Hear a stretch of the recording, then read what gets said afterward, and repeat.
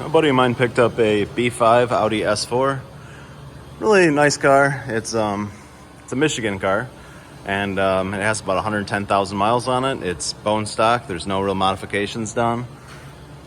Most everything is original. It was driven all year long, and there was a lot of corrosion on the subframe up front, especially the rear subframe as well, but the front looked really nasty.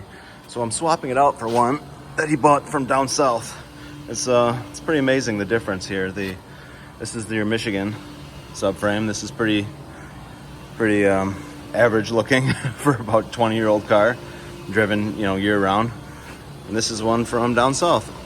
So it's pretty amazing. They use the same book times we do as far as to quote jobs. So if a car came in with a subframe looking like this, we'd be charging about the same as somebody down south in a garage with a subframe that looked like this, and all the hardware looks equally as bad.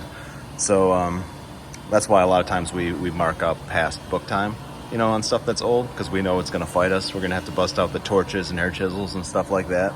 But whatever the case, on these old Audis, it's pretty amazing that the subframes obviously don't hold up the best, and the suspension looks kind of rough, but the chassis themselves do pretty well. You can see that once that is out of there, the actual body of this car is in really, really great shape. Very, very little rust anywhere. Everything all the mounting points for the subframe are all they're fine. They're in really good shape. The exhaust is starting to get pretty rusty, but other than that, most everything that's looking bad can be bolted on.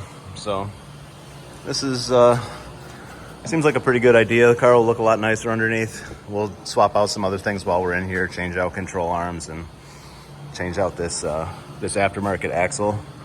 This one is not holding up too great. It's funny because these ones, they'll have a bunch of play in them, and the boots won't even be torn. They're just made to a not a very high standard, and they just fall apart over time. But yeah, that's what I'm doing this morning. So thanks for watching.